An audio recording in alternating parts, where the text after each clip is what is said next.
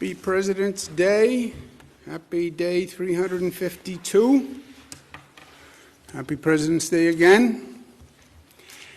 Let's go through the numbers today. We have a number of announcements.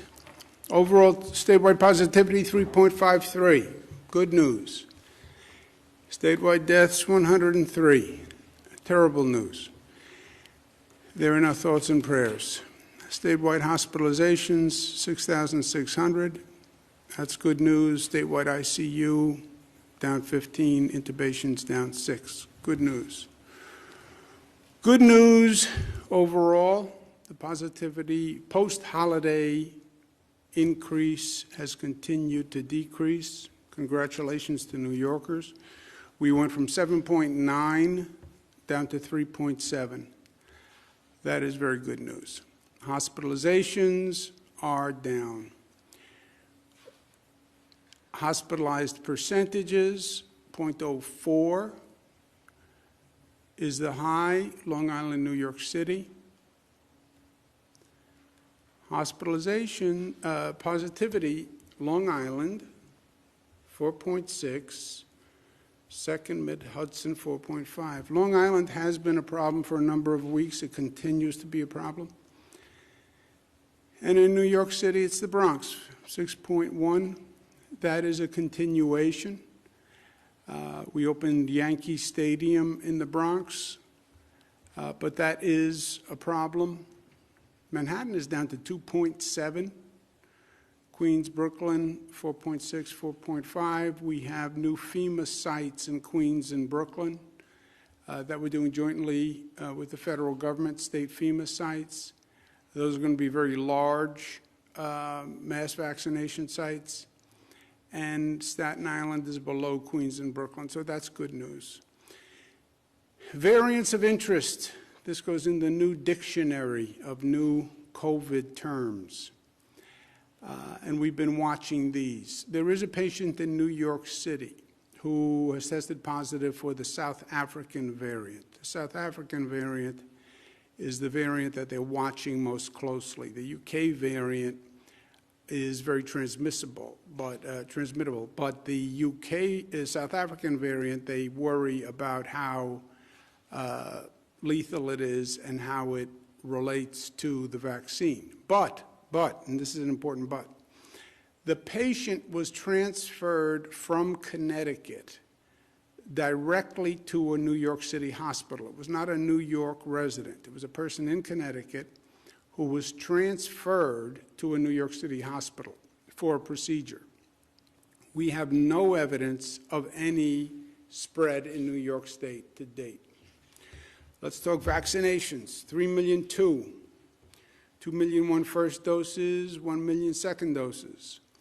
Over 1 million New Yorkers now have received doses 1 and 2, which is great news. There's been a lot of confusion about the vaccinations, and I understand that. Buffalo News wrote an editorial asking questions, which frankly are commonly asked questions. I've received them a number of times. So I just want to make sure people understand what's happening with the vaccinations. The Trump administration had said they were increasing eligibility and they were going to increase the supply of the vaccines. States increased eligibility. What happens is the Trump administration did not increase the supply. Biden administration comes in, basically the cupboards were bare of enough dosages. The Biden administration, a very short period of time, went back, secured more dosages. They're now talking about getting 600 by the end of July. 600 would do 300 million Americans twice, so the nation would be fully vaccinated. But there are more people eligible nationwide than there are now doses available. Federal government, as I mentioned, increased the eligibility, but never increased the supply. So now New York State, you have 10 million people eligible, 300,000 doses per week. 300,000 people chasing the doses. 10 million people chasing 300,000 doses. How does the federal government allocate doses? The federal government allocates to states based on the population of the state. Population of New York, population of California, you get an allocation based on your population. State allocates to counties, regions, by the population that is eligible for the vaccine, 1A, 1B, comorbidities, etc. The federal government set up multiple distribution points when the program first started. Local governments also wanted to be in a position to distribute themselves. This is now the distribution system that we have in place. Federal governments give directly to pharmacies, an allocation that goes directly to pharmacies. Federal government has an allocation to pharmacies for nursing homes, which is called the Federal Nursing Home Program. Federal government gives directly to what's called federally qualified health centers, community-based centers, directly from the federal government. Federal government then gives to the state for FEMA-operated joint venture sites. We now have one in Queens and Brooklyn. We're working for others upstate. But that's feds directly to those joint sites. Federal government then allocates to states separate from all of that. The state then also allocates to pharmacies. The state also allocates to federally qualified health centers.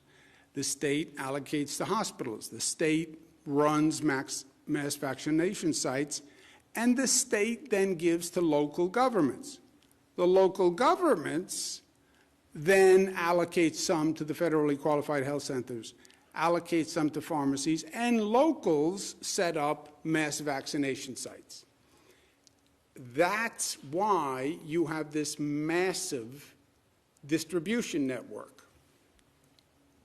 Many points of distribution, many options for people, but it also creates confusion.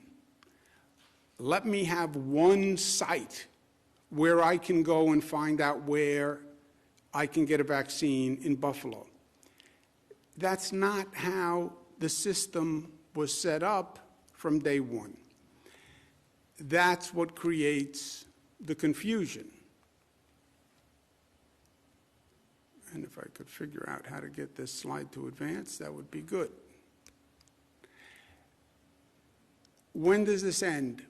Because the system is set up the way it is, it's not really going to end until you have increased dosages. When you have increased dosages, that extensive distribution network will wind up being a positive and not a negative, because then you'll have multiple pharmacies getting allocations from multiple sources, multiple mass vaccination sites. But there is a downside to coordination in the meantime. Again, with the additional purchase of the vaccinations from the federal government, June, May, you should see the situation flip where all those distribution points will make it easier for the consumer. But right now, yes, there are multiple distribution points. County runs a site, state runs a site, city runs a site, federal government gives to pharmacies, et cetera. The NGA, National Government Association, I met with the president last week. We sent a letter today asking for more coordination and clarification of this distribution site. The letter basically said, when CDC does their reporting, please separate out all of these different distribution points so it's clearer for people. In other words, when we receive allocations from the federal government, we being the state, some are for the first dose, some are for the second dose, some are for the nursing home program, and then you have the federal government sending to pharmacies and the federal government sending to federally qualified health centers. We need better coordination between the federal government and the state government so we know what pharmacies they're sending to. We don't send to the same ones. Local government doesn't send to the same pharmacies because some pharmacies do a better job than others. Some pharmacies are already getting a distribution. So if the federal government is sending to CVS, then I wouldn't send to CVS. So we're asking for coordination with the federal government in those regards. On COVID overall, follow the science, follow the data. My great graphic with the valve that nobody likes. The COVID numbers are down, so we adjust. We've opened indoor dining in New York City. We adjusted the curfew. Today we're going to talk about the MTA and increase in capacity there. And we have two special guests. We have Sarah Feinberg and Pat Foy from the MTA. And there they are. Smiling Pat Foy. Take off the mask so we can see the smile, Pat. There it is. There you go, Governor. Sarah Feinberg. Good to see both of you. And we've been talking about increasing capacity in the MTA. The numbers are down. So let's start with Sarah Feinberg, and then we'll turn it over to Pat to tell us what the thinking is. Or do you want to go first, Pat? It's up to you. Governor, let me start, and then I'll turn it to Sarah. Governor, thanks for inviting us today. We're here today to update on two key issues, Governor. First is the safety and security of our system, and second is a phased reopening of the subways, coinciding with New York's gradual reopening from COVID-19. First, a word on the events this weekend. The crime spree that occurred and resulted in two people tragically losing their lives was horrifying and shocking. We grieve with the victims of these terrible crimes and their families. I want to personally assure every customer and every single employee of the MTA that your safety is our highest priority. That's why yesterday my colleague Sarah Feinberg, New York City Transit Interim President, and I sent a letter to Mayor de Blasio and Police Commissioner Shea requesting that an additional 1,000 NYPD officers be assigned to the Transit Bureau of the NYPD to patrol subways and buses. As you remember, the MTA began calling for additional police officers in the system well over a year ago. And it was the right call then, and it remains the right call now. Make no mistake, however, we also need more mental health resources from the city of New York dedicated to address the growing crisis facing the city so that those suffering have access to the critical services they need and deserve. We and our customers and our employees need the city to meet its obligations on both these fronts. Additionally, this additional infusion of police officers will be crucial as we were planning a phased reopening of the subways coinciding with the gradual reopening of the city of New York. We are seeing positive trends, as you just outlined, Governor, with the deployment of the vaccine, a drop in the infection rate, the resumption of indoor dining, extended hours for bars and restaurants, and the reopening of stadia and arenas. And today we are announcing the goal of beginning a phased reopening of the subway on Monday morning, February 22nd. As we all know, the subways have been closed overnight from 1 a.m. to 5 a.m. since May 6th. But under this plan's change, the subways will stay open until 2 a.m. and reopen at 4 a.m. At the same time, this 2-hour service suspension will allow us to continue our enhanced disinfecting regime, which has led the subways to be the cleanest they've ever been. We will never stop doing everything we can to protect riders and employees. And now I'll turn it over to Sarah Feinberg. Thanks, Pat. First, I just want to echo what you said and say my heart goes out to the victims of the crimes from the weekend and to their families. No one should ever be victimized in our system, and certainly no one should ever be victimized, and certainly not in our transit system. I want to thank the NYPD for their effective work over the weekend, which led to the apprehension of the individual they believe is responsible for the weekend acts of violence. Since joining the board at Governor Cuomo's invitation 2 years ago and becoming president of Transit 1 year ago, I've had to be focused on the issues of safety and security to a significant degree. On this issue of crime and those experiencing mental health illness, we started asking for additional resources nearly 2 years ago. By my count, myself and the chairman have asked the city for additional policing and mental health assistance in the subway system more than 30 times in the last 18 months. We've called for more uniformed officers. We've asked for them to be in stations and on trains. We've asked for them to assist us during the overnight shutdown, but also at other hours.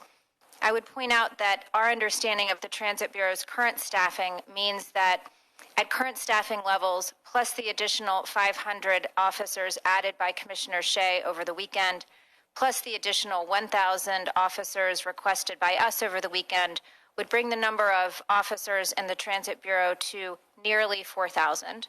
4,000 officers is the number of officers we had in the system more than 2 decades ago prior to the NYPD Transit Police merger. Additional policing will not solve the mental health crisis or the fact that so many in the subway system are experiencing homelessness and therefore are more likely to be victimized.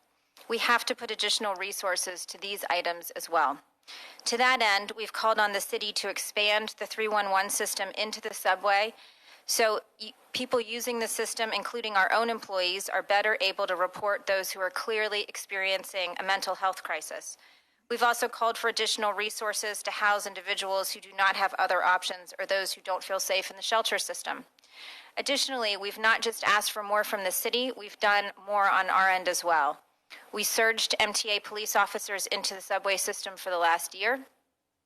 A year ago, the governor called for and the MTA approved the hiring of 500 additional MTA police officers. We began executing on that hiring, hired and onboarded more than 200, and that hiring has now begun again. We've increased dramatically the number of cameras in our system. When our capital program had to be stalled due to the financial crisis, Transit took on cameras and started installing cameras throughout the system on platforms and trains. We started tracking incidents in the system in real time so that our officers and security forces could better predict and respond to hotspots. We fought for and in cooperation with the governor passed and the state assembly and senate passed legislation that will allow recidivist criminals to be banned from the system on a temporary basis. So there's no question that we've been doing all we can, but there's also no question that these additional resources are needed in the system. I feel responsible for every customer and every member of the transit workforce from the moment they enter our system until the moment they exit our system. Not only do they need to be kept safe and secure, they have to feel safe and secure.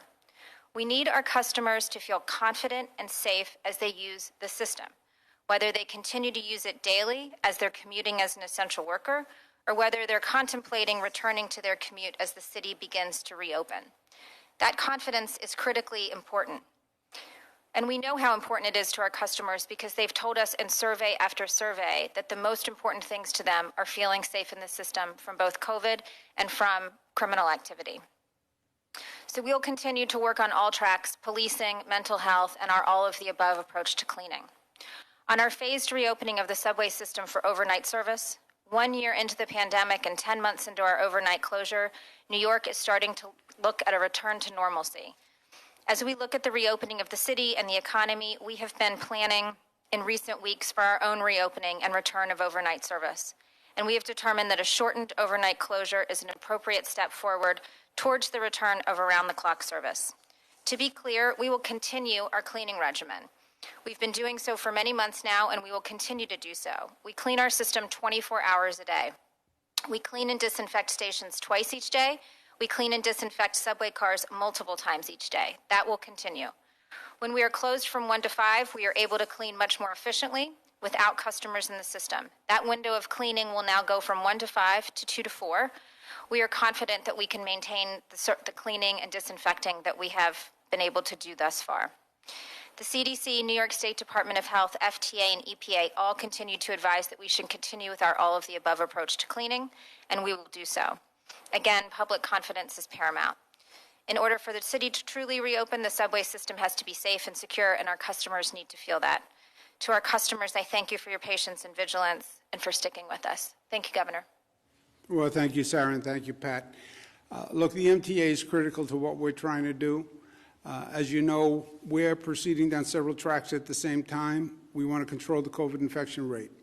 We want to, second track, we want to increase the vaccination rate. And third, we want to accelerate the reopening and stimulate the reopening of the economy. Many people have had significant pain and suffering with this economic shutdown.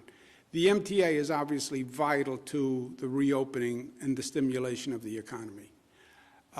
And just so we're all clear, the 2 to 4, you're reducing the closure period in the middle of the night. It's going to be reduced to 2 to 4. That goes into effect when?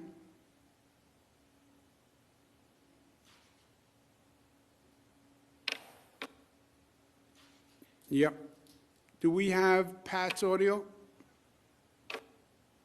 I believe you said. Governor? There you are. Monday morning, February 22nd, Governor. Monday morning, February 22nd. Okay. You'll still be cleaning. Yes, sir. You'll still be cleaning the trains, which is very important.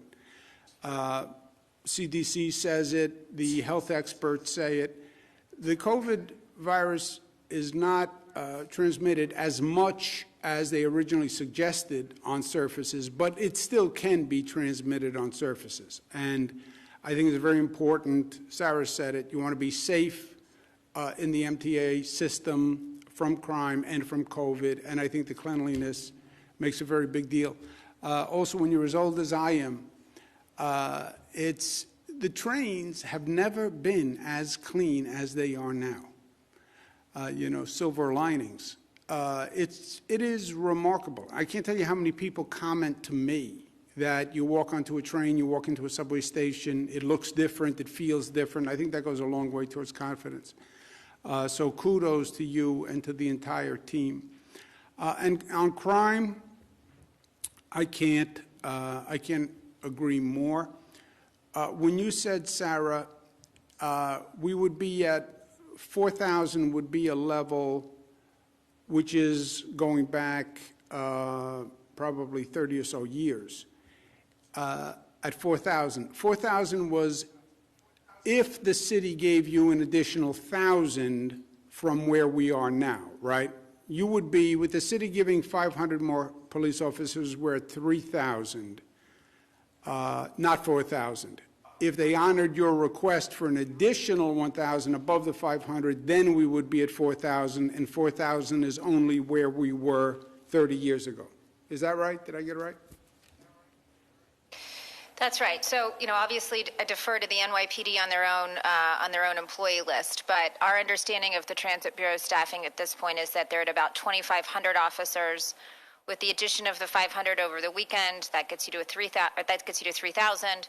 With the additional 1,000 that we're asking for, would get you to about the level of officers that were in the system about 25 years ago, 1995. Well, look, crime is a problem in the MTA. Crime is a problem in New York City generally. Crime is a problem across the nation, predominantly in urban areas. But if we're going to get the economy back, we have to address this problem. People don't talk about public safety in terms of economic development, but it is the #1 issue. If businesses don't feel safe, if people don't feel safe, if your riders don't feel safe, they're not going to go to a restaurant. I don't care how many, what we do with curfew, what we do with occupancy. If you don't feel safe, you're not going to get on the subway and go to the restaurant. So that is a major concern in many areas. Just please make sure you relay to everyone, to all the workers, TWU. You guys have done a masterful job all through this. I remember Pat got sick early on, but you kept the system running. The system has to run. That's how essential workers get to work. And you really did a masterful job. And I want to thank you all very much on behalf of the people of the state. So thank you. And I'll see you soon. Thank you very much for being with us. Thank you, Pat. Thank you, Sarah. Thank you, Governor. Thank you, Governor. Thank you. Okay, as I mentioned, public safety is a top priority. You want to talk about reopening the economy, you have to talk about public safety. We mandated last year, after the George Floyd killing, every locality has to come up with a new public safety plan. It'll be different in different parts of the state, but we have 500 jurisdictions that have police departments. And I get the tension between the community and the police department. And there is no easy answer, and there is no one-size-fits-all. But you can't ignore the tension. Ignoring a problem will never solve the problem. That is true in life, and that is true in society, and that is true in government. So put people at the table, let them vent their issues, and they will vent, but then let's come to a collaborative and a consensus, and let's move on. Many local governments are doing a great job. And again, this is a nationwide problem, but it's New York's mandate to lead the way. And many local governments are doing a great job. I applaud the New York City Council for putting out a set of proposals. I think that's a positive step forward. But you now have to come to an agreement and get a bill signed. And that's by April 1. And April 1, tick, tick, tick, tick, tick, tick, 45 days to complete. We're also going to be sending amendments to our state budget, which is also due April 1. We have had conversations about legalizing recreational marijuana. We don't have an agreement yet, but I believe we're making progress. I'm sending an amended bill. Legalizing recreational marijuana is something we've tried to do for several years. It is overdue, in my opinion. You have people who are incarcerated for crimes that, frankly, they shouldn't have a record on. We also need the revenue from legalizing recreational cannabis. It is a controversial topic. It's a controversial and a difficult vote. I get it. I believe if we don't have it done by the budget, we're not going to get it done. And I think it would be a failing if we don't get it done this year, and I think that would be a mistake. So we're sending up a new bill that reflects the conversations we've had, but I'm hopeful that we can come to an agreement and we can get it done. But I believe, because I've seen this movie before, if we don't get it done by April 1, we won't get it done. And again, that's 45 days. 45 days sounds like a long period of time. In government, 45 days is a blink of an eye. On my emergency powers, first, emergency powers have nothing to do with nursing homes. I have taken hundreds of actions. The legislature can reverse any action that I take, not even by a bill, just by passing 50% of the Assembly and the Senate. They have never reversed a single action. The virus cannot be managed by state boundaries. We've learned that. It can't be managed by county boundaries. We've learned that. I've always consulted with the legislature. I consult with other politicians. I have no problem consulting with the legislature. Anyone who wants to stand up and raise their hand and say, here's my position, great. But these are public health decisions. They're not local political decisions. And they have to be made on a public health basis. This virus is serious. And I understand these decisions are difficult politically. I get that. It's difficult to close schools. It's difficult to close restaurants. It's difficult to impose curfews. But otherwise, people die. And these decisions should not be politicized. If you made these decisions by a poll, none of them would happen, and more people would die. I want to clarify facts on the nursing homes, which has been an ongoing discussion. New York, as everybody knows, was ground zero for COVID, and nursing homes were and still are ground zero for COVID. And losing a loved one is very, very painful. losing a loved one in a nursing home during this situation was extraordinarily painful. There was no visitation. You couldn't be with the person. You couldn't talk to the person. It was hard to get them on the phone. People in nursing homes are not as conversant and facile on Zooms and on FaceTime. I mean, it doesn't work that way. So I understand fully how difficult it has been, and I want to make sure people have all the facts, the information. This past year, there is a toxic political environment, and everything gets politicized, and there's political spin, and then there are facts. Two very different things. And I just want to make sure people have facts. Last August, Department of Justice sent a letter to Democratic governors, 4 of them, New York, New Jersey, Michigan, Pennsylvania, asking for information on public nursing homes. New York State Legislature also sent a letter asking for information on nursing homes. We paused the state legislators' request while we were finishing the DOJ request. We told both houses, the Assembly and the Senate, that we had DOJ requests for information, and we were prioritizing that. We did give the DOJ request precedence, and we told both houses that. The August request we replied to fully. Separately, DOH got a DOJ letter signed by Jeffrey Clark, the attorney, in October, which we learned about from the New York Post. We didn't even get the letter. Post called and told us about a letter. And that requests information on an investigation on private nursing homes. And we have been voluntarily producing information for that on a rolling basis as recently as January 8th, as offered by DOJ, the rolling basis production. Second, we paused the state legislature's request.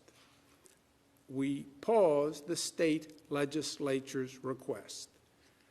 We voluntarily complied with the DOJ request for information. Two very different things. The New York State DOH has always fully and publicly reported all COVID deaths in nursing homes and hospitals. They have always been fully reported. Nursing homes had the most vulnerable population. We know that.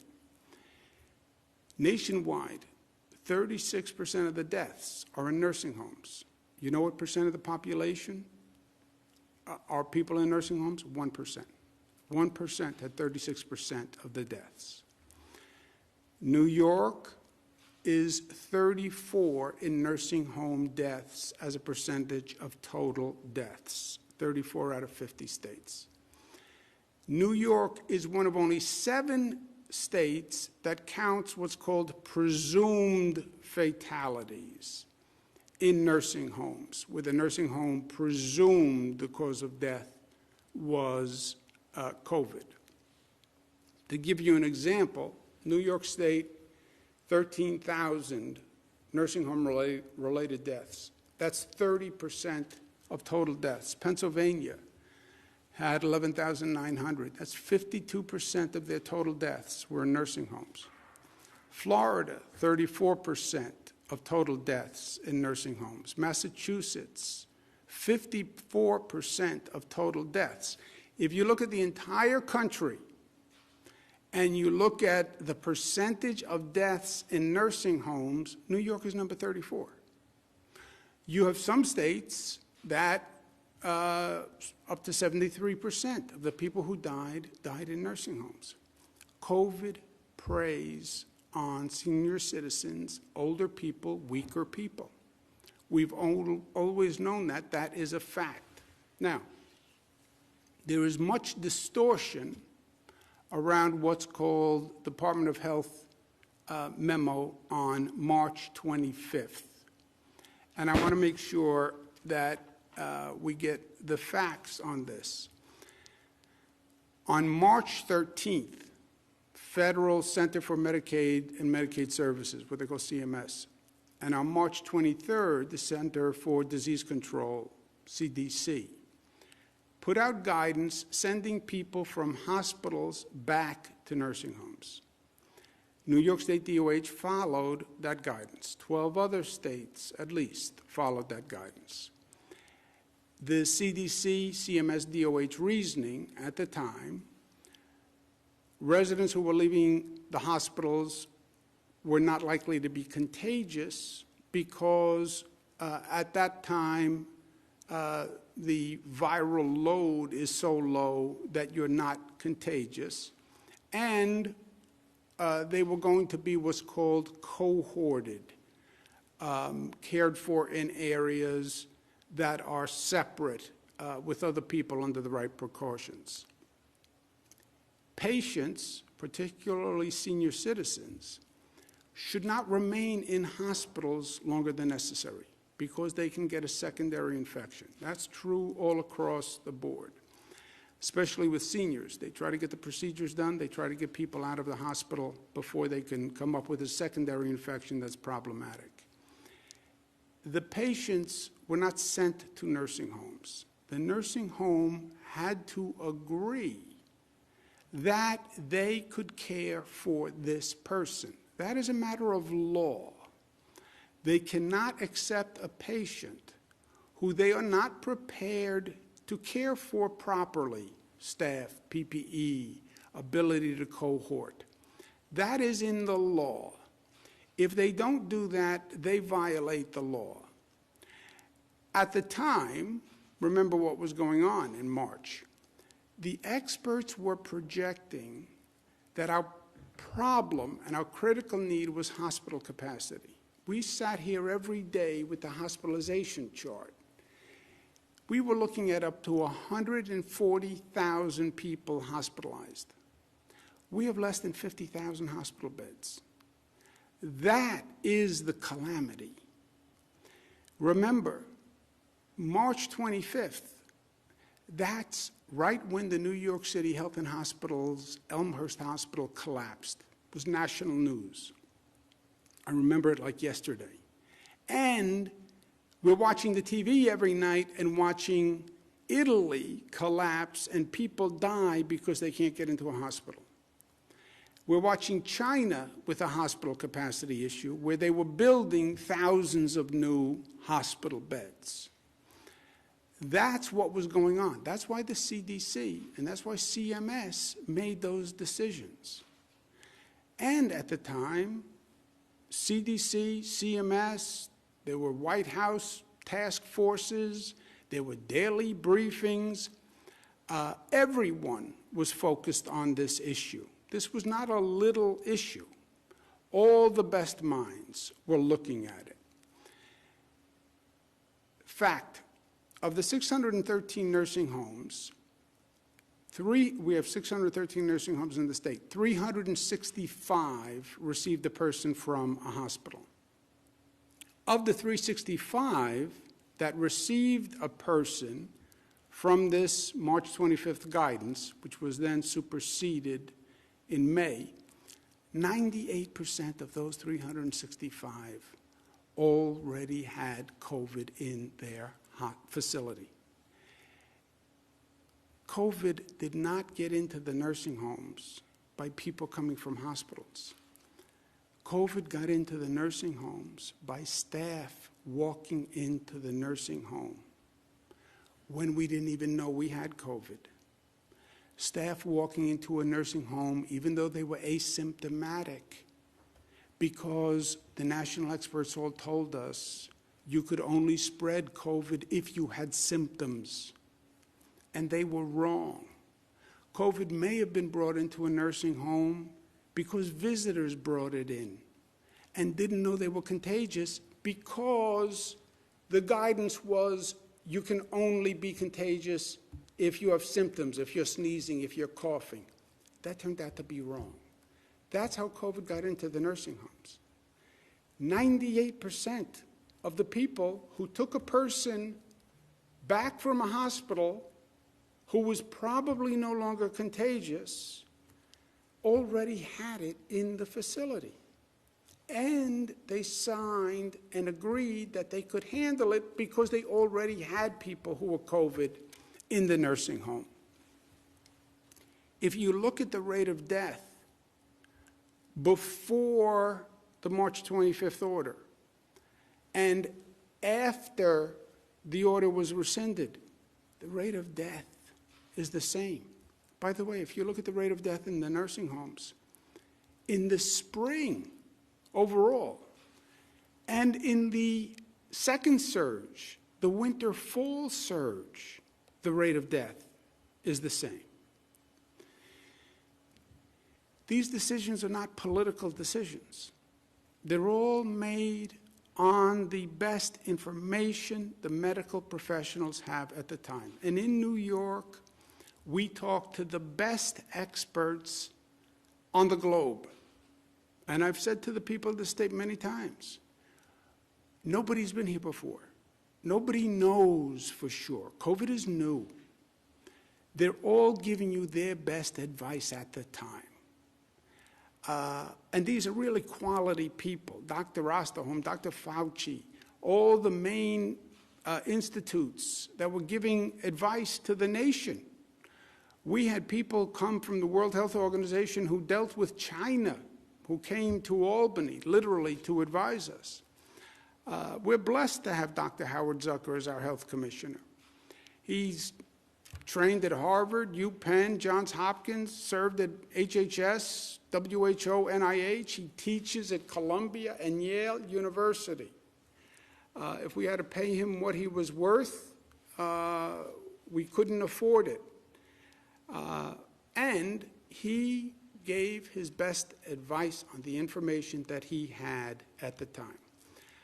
I would trust Dr. Zucker with my mother's care. That's why I trust him with your mother's care. I wouldn't have anyone as the health commissioner who I wouldn't trust with my mother. And that's why I trust him with your mother. To be clear, all the deaths in the nursing homes and in the hospitals were always fully, publicly, and accurately reported. The numbers were the numbers, always. People did request information beyond the place of death, not just how many in a nursing home, not just how many in a hospital. They did request different categorizations beyond those counts.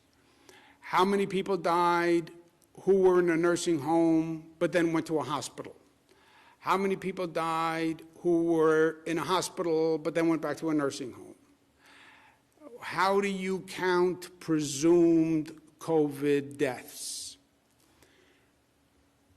Everyone was busy. Everybody was here every day. We're in the midst of managing a pandemic. There was a delay in providing the press and the public all that additional information. There was a delay. What did we learn from this entire situation? What are we still learning? There are hospitals that perform well, and there are hospitals that performed less well. We still see hospitals performing less well.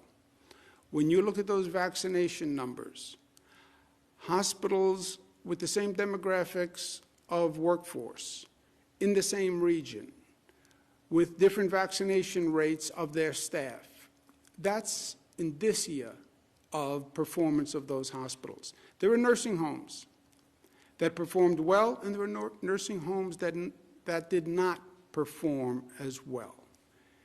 We have to learn from it, and we have to correct it before we have another surge and another pandemic. And by the way, we are going to have another pandemic.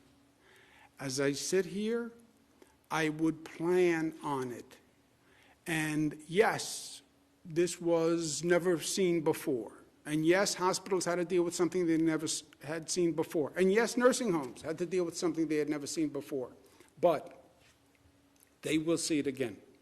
And now we have to learn from it before it happens again.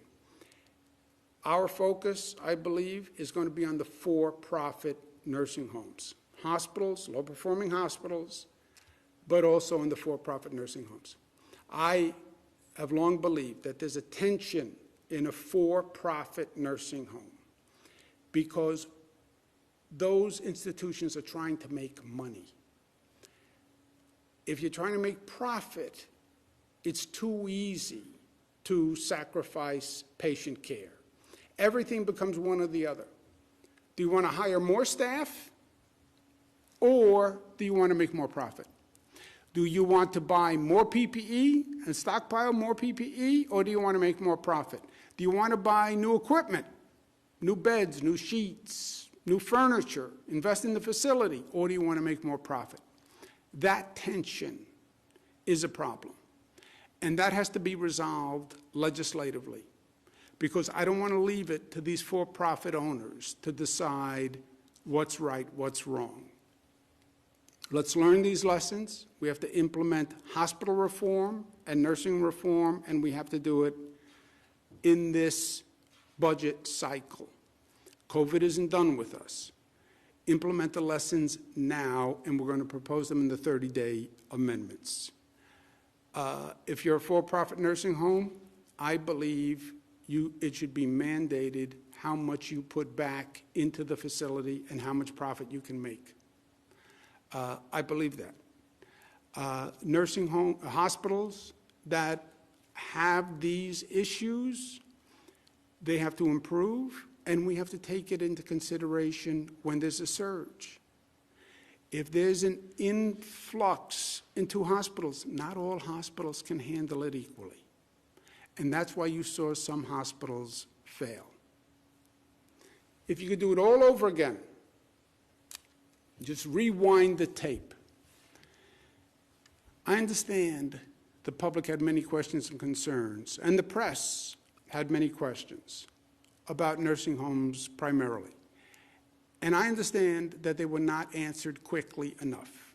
And they should have been prioritized and prioritize those requests sooner. I believe that. I understand the reasons. I understand that there was a lot going on. Everybody was working 24 hours a day. Everybody was overwhelmed. We were in the midst of dealing with a pandemic and trying to save lives. They were answering DOJ. And nursing homes and the hospitals were also in the middle of hell and the middle of a pandemic. And they were scrambling, and they were managing the crisis. I understand all of that. But the void we created by not providing information was filled with skepticism and cynicism and conspiracy theories, which furthered the confusion. Nature abhors a vacuum. So does the political system. You don't provide information, something will provide the information. Most of all, the void we created allowed disinformation. And that created more anxieties for the families of loved ones. I've had hundreds of conversations. People couldn't get into the facility to see their loved one.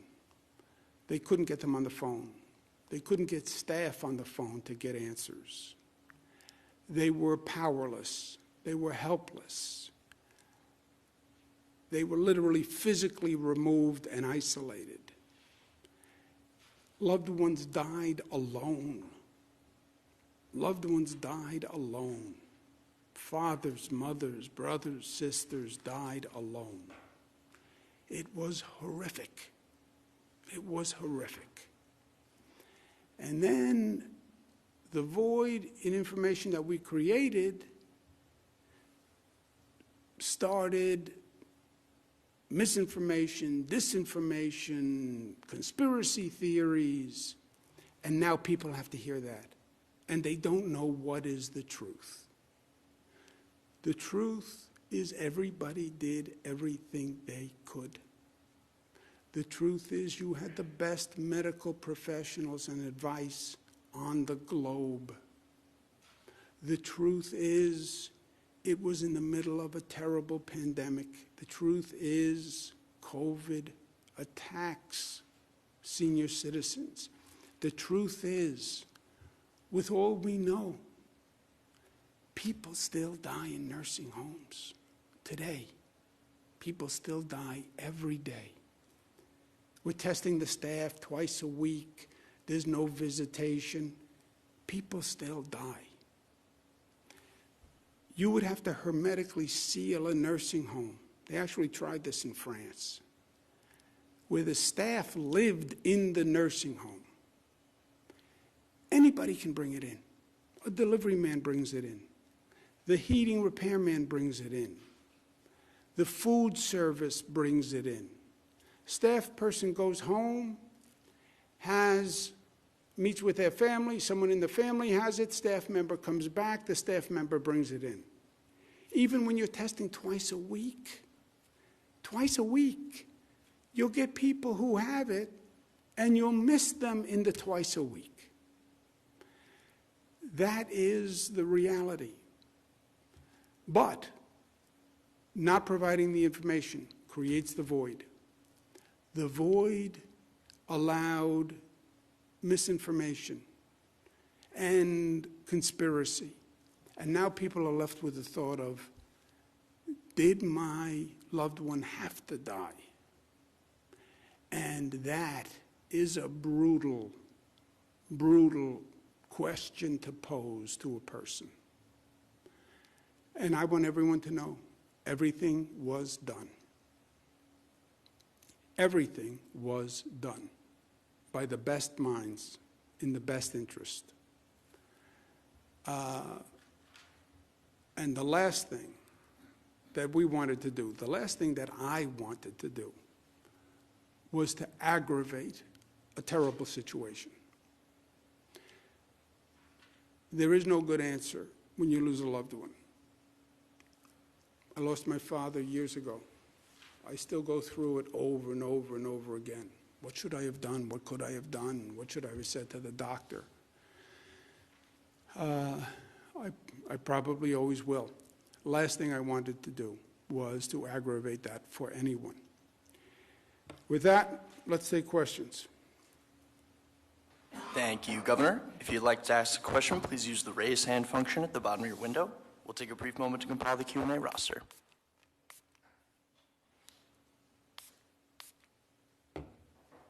Governor, your first question comes from Steve Burns at WCBS 880. Steve, your line is now open. Please unmute your microphone.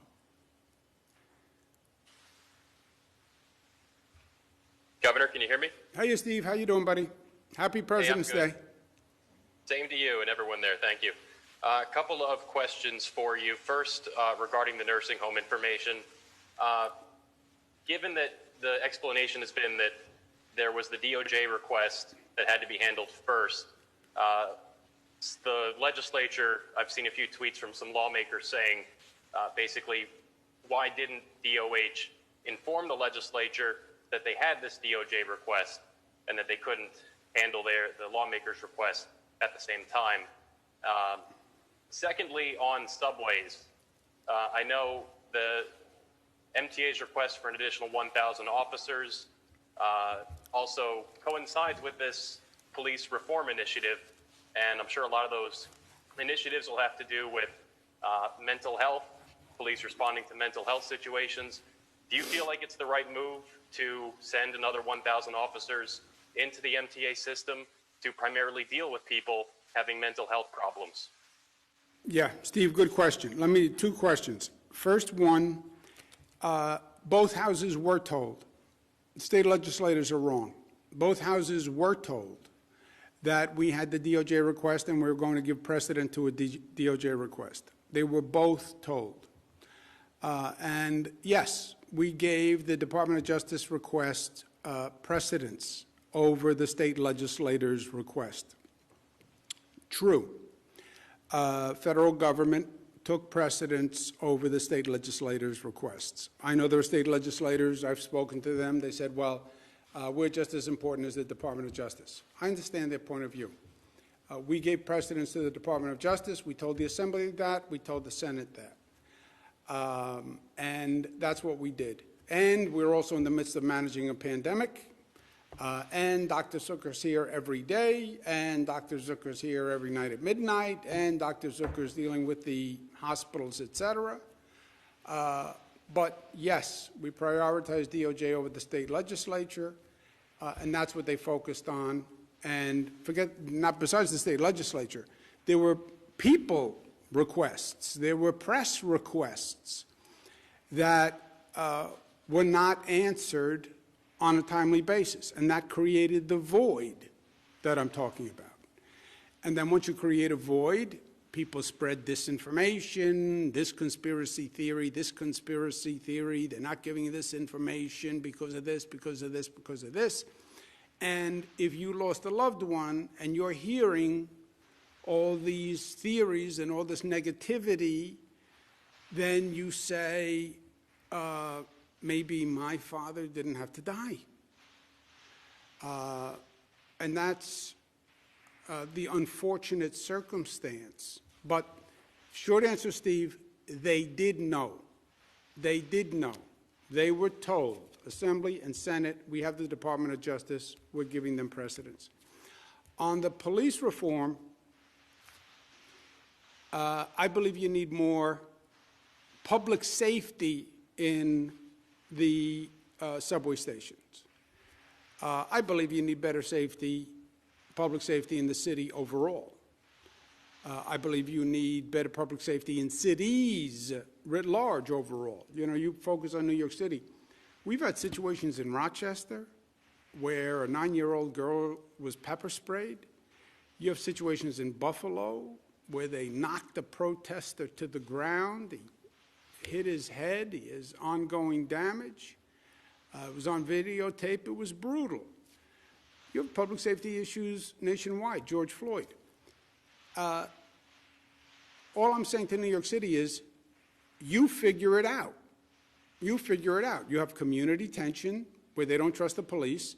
You have NYPD tension where they feel they can't do their job. That's not going to work until you reconcile that relationship. And it has to be reconciled, Steve. It doesn't happen on its own. You're going to have a collaborative that does that. Are many localities talking about taking public safety and breaking it down and saying, well, if you have mental health issues, then deal with it as a mental health issue? And rather than just the police, you know, an answer to every situation may not be a police officer, maybe a mental health professional. When the MTA asks for 1,000 police, that's all there is to ask for now. If they come up with a new public safety plan and they say, look, we're going to have mental health experts and they're going to deploy to mental health related complaints, fine. Then that sounds right and that sounds sound. And if they come up with a different public safety strategy, then fine. Fit that to the subway station. But right now, all you have are police. There are no mental health experts to request, right? But if they develop that in the plan, I'm sure the MTA will say, fine, just send me people who are responsive to the problem. Real quick on the nursing home data, was there not the capacity in DOH to fulfill both the DOJ request and the legislature's request at the same time? They focused on the DOJ request. You know, Steve, they were dealing with everything at the time. Remember, when you wake up in the morning, job one for the past year has been dealing with the crisis of the moment, right? Dealing with whatever the issue is. Today it's variance of interest. Today it's sorting out the vaccination system. Every day it has been something. and that was given priority. In retrospect, should we have given more priority to fulfilling information requests? In my opinion, yes. Yes, and I think that's what created the void. But do I understand the pressure that everybody was under? Yes, I understand that also. It's not like people were in the south of France, right? It's not like people were on vacation. They were here every day. And fulfilling the information was not fulfilling, for example, the state legislator's request was not given a priority. The DOJ request was given a priority. That is a decision that was made. But it was informed, the houses were both informed. They can't say they didn't know, Steve, you know? You ask me for an interview, I say, I can't do your interview now because I have to do XYZ interviews. They knew.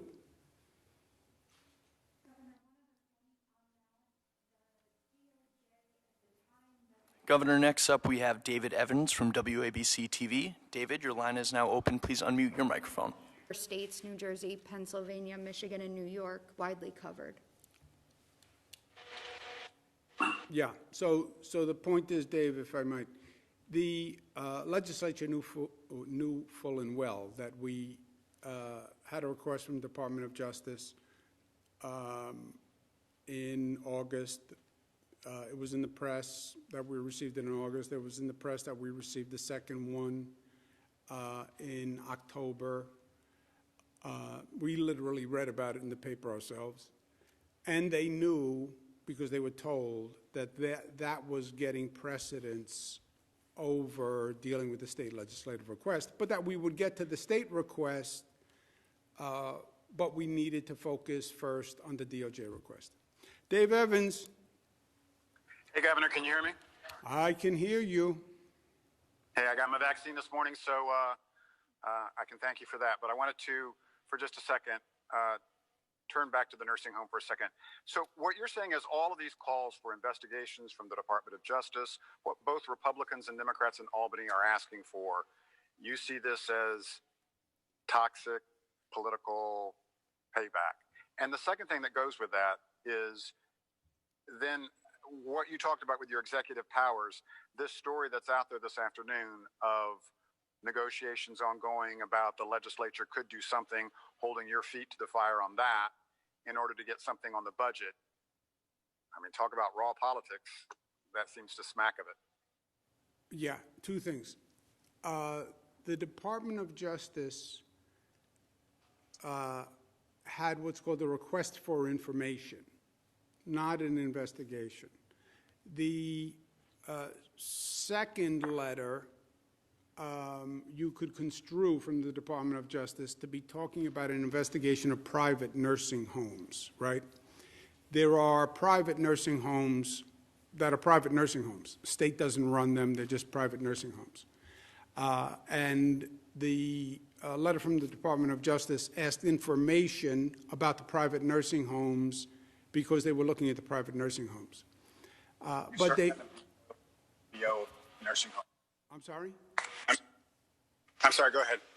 So, but my point is, we then didn't respond to the New York State Legislature's request because we were, and we told them, we're going to deal with the Department of Justice first. Also, by the way, because we were dealing with managing the pandemic, right? Everything takes time. And we were dealing with managing the pandemic, but we told the state legislature we would get to their request. They come back into session in January, this past January. We said we would get to their request. You cannot, Dave, raw politics is one thing. This is New York. We thrive on raw politics, right? You can't use, legally, you can't use an investigation to leverage a person in another matter. You can't use a subpoena or the threat of a subpoena or the threat of an investigation to leverage a person to do something else. That's illegal. That's just illegal. It's illegal for anyone to do it. As a lawyer, you get debarred for doing that. But that's a crime. That's not raw politics.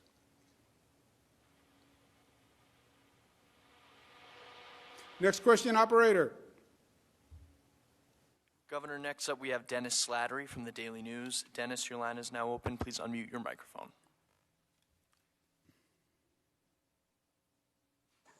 Dennis Slattery. Yep, Governor, can you hear me? Yes, sir. All right, great. I have two questions. Just going back to the DOJ request. It was not initially a probe, it was a request for information, but the initial one from August was a very narrow scope, only asking about state-run facilities. I'm just curious when you informed the legislative leaders about your response to that and how that would slow down your responding to the state legislators' questions that were posed earlier that month. The first request was for public nursing homes. The second request was private nursing homes. We told the legislature we had the request. We told them we gave that request precedence. More than anything, it was just a capacity issue. Remember, at the same time, we're managing the pandemic. That's what everybody was doing. And these things all take time, and the number one priority was saving people's lives every day. Do you have a point back? Yes, if I could just add on top of that. So we received this inquiry on August 26th. It was just a request for information, but it was public nursing homes, which are 5 state-run facilities, as well as a number of county-run facilities. And so data had to be collected and reviewed for a number of nursing homes. I believe it was 26 nursing homes that we provided voluminous documentation, and all of that had to be verified. Dennis, you had a second question? Yeah, just going back to the story that we had today about the budget negotiations and some lawmakers talking about the threat of subpoena or, rescinding your emergency powers. You kind of touched on this earlier, but I'm just curious your response to that, and have you spoken to the legislative leaders about this? Yeah, Dennis, that is a crime. You can't say, I'm a former assistant district attorney, you can't use a subpoena or the threat of an investigation to leverage a person. That's a crime. It's called abuse of process. It's called extortion. The question before was, is that raw politics? No, it's not raw politics. That's criminal. And there are, I don't know the facts. I wasn't in the room. But in the room, you have lawyers. You have former prosecutors who are in that room. They know it's illegal. But no, I didn't talk to the leaders about it. Next question. Next up, we have Marcia Kramer from WCBS TV. Marcia, your line is now open. Please unmute your microphone. Governor, can you hear me? Hey, Marcia, how are you? Happy Valentine's Day. So my question to you is this. Several members of the legislature, some Republicans, some Democrats, have asked that there be an investigation of what happened. If that investigation was done, it might be, for example, be done by the Attorney General. You're a former Attorney General. If you were in this situation and looked at this fact pattern, would you open an investigation of what has happened so far? And my second part of the question is, do you think that if there wasn't an investigation and the Attorney General agreed with everything that you said, that it would help clear the air? Marcia, I don't think there's anything too clear here. It is a fact that the state legislature did a request. We told them we were not going to address the request at that time, that we were going to honor the DOJ request first. We said that. That's a fact. There's nothing to investigate there. and then we provided information to DOJ. So there is nothing to investigate. I'm telling you, I agree to the legislature's point. They sent a letter, and we said that we would deal with the DOJ first. I agree. I said that. They were told that. And by the way, they could have objected. You know, they can send a demand letter. They're not talking about subpoenas. They could have sent a subpoena and said, we don't want to wait for DOJ. We're going to send you a subpoena. They didn't do that. They understood that we were dealing with the pandemic and that we were giving DOJ precedence. And by the way, I think they were right in that. All the numbers we produced were exactly right. We didn't provide all the information that was requested. That did create a void, and misinformation did fill the void. And that misinformation gave people aggravation and confused people who lost a loved one, and allowed conspiracy theories to fester. And that aggravated people who lost a loved one, because now you don't know what to believe. And that is the last thing anyone wanted to create. But it's not a legal question. So are you really saying that this is sort of the creation of a toxic political environment that's existed for several years in this country and in the state? Look, is the environment toxic politically? Yes. Was this happening last year with this toxic political environment? Yes. And do I think that's part of the conspiracy theories that filled the void? Yes. And look, I understand politics. I was critical of President Trump. I also worked with President Trump. I get how strong the feelings are on both sides.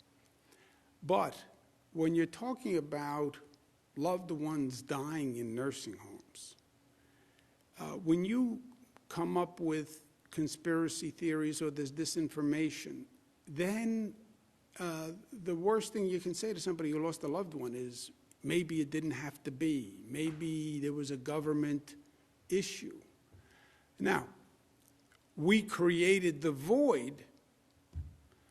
I agree to that. Or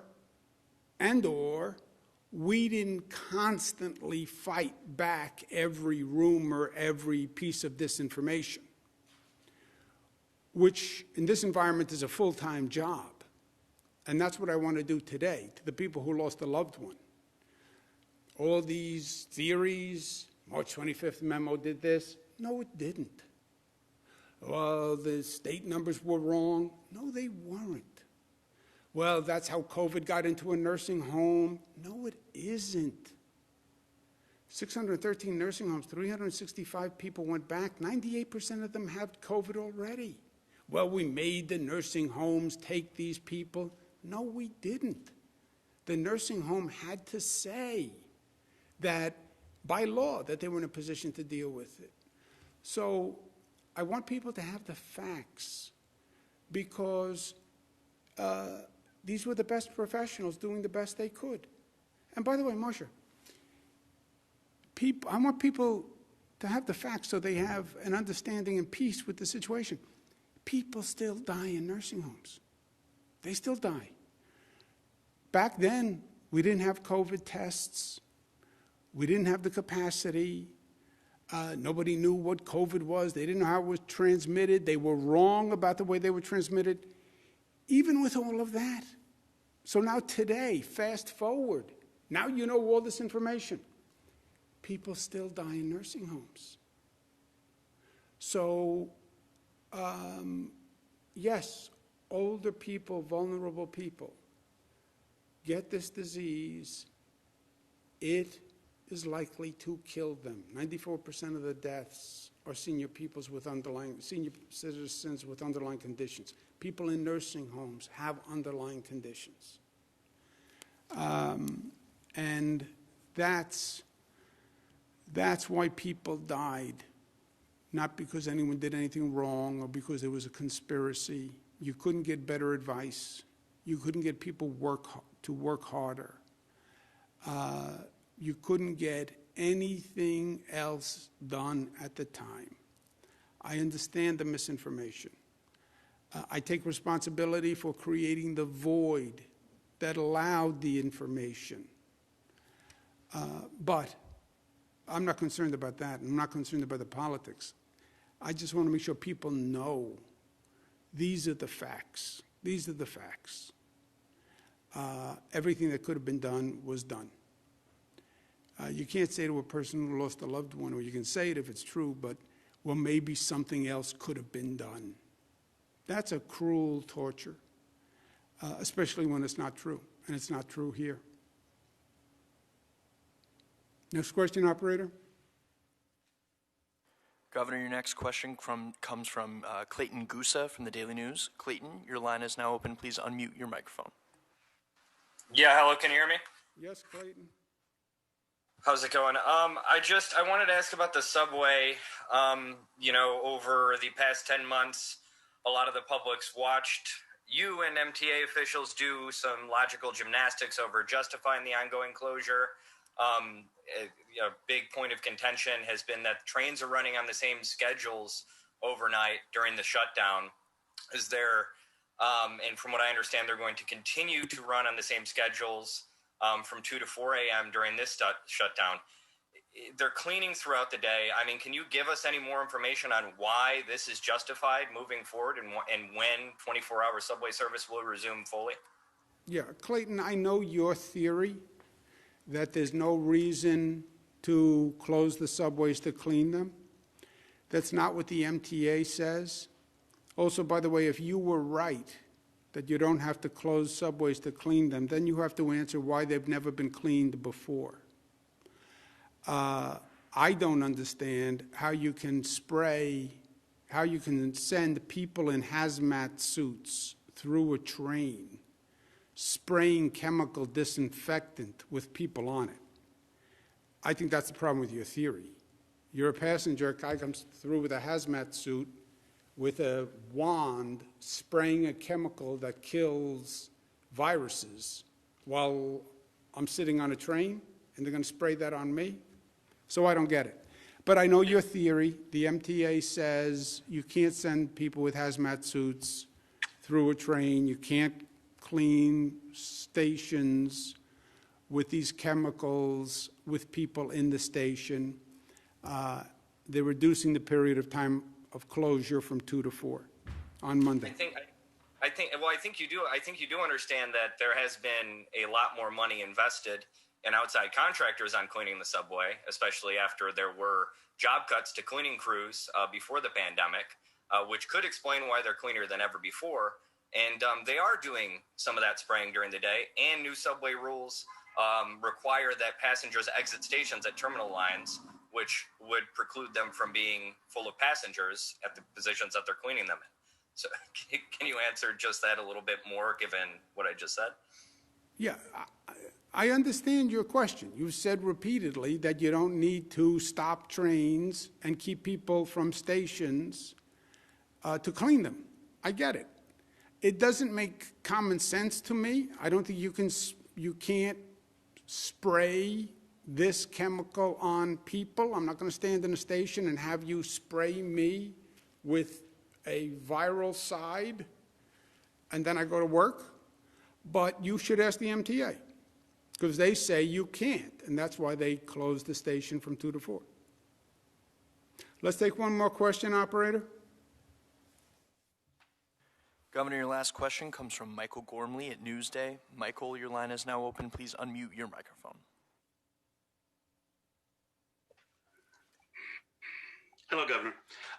You said in creating that void, why didn't you tell the public and the press during that period that the federal inquiries were creating the delay?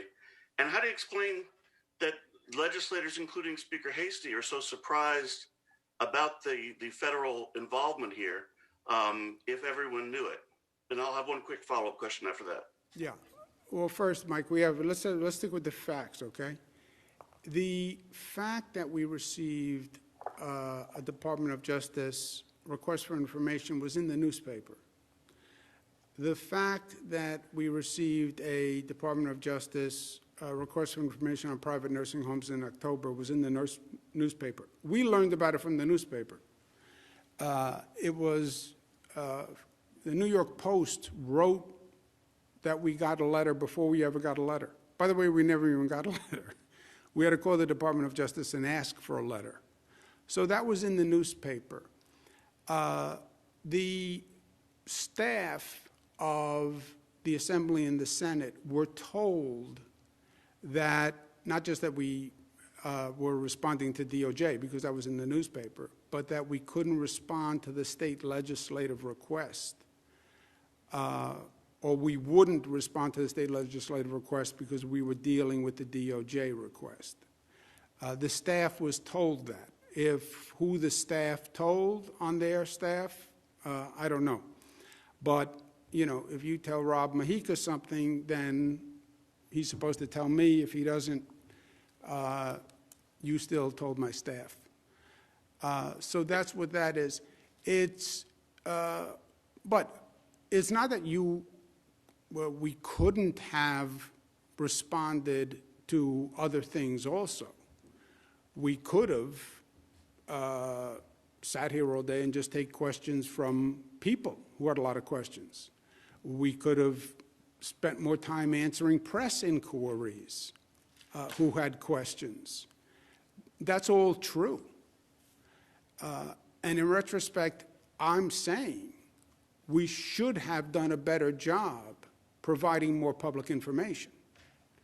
Now, we're focused on the day-to-day and we're focused on what we're doing, but we should have spent more time focusing on the information request from press, from people, et cetera, because what happened as a result was it created a void. And when you create a void in this world at this time, Mike, something's going to fill that void. And, well, they didn't answer. I wonder why. Maybe this, maybe that, maybe this. Political theories, maybe this, maybe this, maybe this. And I'm not even concerned about that, frankly, vis-a-vis. I'm less worried about that with the state legislature, et cetera. I'm more worried about that with the effect on people. What bothers me is people calling up saying, you know, they say the March 25th memo is the reason my father died, that wouldn't have happened otherwise. Those are the people who were hurt by the void. And that was, well, I can say in my defensive mode, I didn't create the disinformation. I didn't create the conspiracy theory. I know, Governor, but you created the void. And when you created the void, you allowed these other theories to fester. That's true. That's true. We had a conversation. You said earlier, though, that it was. Go ahead. You said legislators were told. Now you're saying staff was told. And why didn't you provide that information that the federal probe was slowing things down? Legislators even now say they would have accepted that, but they had never heard that. And then one last question, is there anything that you personally apologize for in this whole process? Yeah, two things. One, let's be clear, and legislative staff was told by my staff, okay? So legislative staff was told. Top legislative staff was told. Second, the DOJ letters were in the newspaper, Mike. There was no secret about the DOJ letters. They were in the newspaper. Staff was told that DOJ we were giving DOJ precedence. So we told both houses through the staff. That's communication on a day-to-day basis is how it happens. And the legislators have said the same thing to me, by the way. We understand that if you get a DOJ request, it takes precedence. They've said the same thing to me. They say nobody told them that. I understand. We did tell the houses, and I'm sure there was a breakdown of communication now between the staff in the House and the actual legislators. Because every legislator I talked to said the same thing they said to you. We understand if you have DOJ asking questions that takes precedence. So they've said the same thing to me. But the DOJ requests were in the newspaper, so that was not news. And the staff of both houses were told, and that's not news. Apologize? Look, I have said repeatedly, we made a mistake in creating the void. We made a mistake in creating the void. When we didn't provide information, it allowed press, people, cynics, politicians to fill the void. When you don't correct disinformation, you allow it to continue. And we created the void not because people weren't working hard, Mike, because you know how hard people were working. And, well, you should have prioritized providing more information. Yes. Yes. In retrospect, we should have prioritized providing more information. I get the operational demand. I don't like to second-guess my team. They were all working 24 hours a day. You know, remember where this was? You're in the middle of hell during this time. But no excuses, no excuses. We should not have created the void. We should have done a better job in providing information. We should have done a better job of knocking down the disinformation. You'd never knock down all these conspiracy theories, the political conspiracy theories, because they generate 10 a day. But we should have done a better job of providing as much information as we could, as quickly as we could. And we should have done a better job on that. Yes. And no excuses. I accept responsibility for that. I am in charge. I take responsibility. We should have provided more information faster. We were too focused on doing the job and addressing the crisis of the moment, and we did not do a good enough job in providing information. I take total responsibility for that. The pain in it is it created confusion and cynicism and pain for the families of the loved ones. My father didn't die in a nursing home, but my father had a heart ailment for a long period of time. And he looked to me to be helpful to him. And I spoke to doctors, and different doctors had different theories, and he should try this, he should do that, we should send him here, we should send him to Europe. I was responsible to help him. And I often think about if I did everything that I could. And I replay the conversations with the doctors in my mind. Did I make all the right decisions? Should I push them to do something else? I can imagine the pain of someone who has to live with, my loved one was in a hospital and I just read that maybe he or she didn't have to die. It wasn't true, Mike. It wasn't true, but it created pain. And that's because we created a void and we didn't answer every question, so it allowed the void to be created. The void begets disinformation. The disinformation begets pain of people. I take responsibility for that. Total death counts were always accurate. Nothing was hidden from anyone. But we did create the void, and that created pain. And I feel very badly about that. Okay, thank you all very much.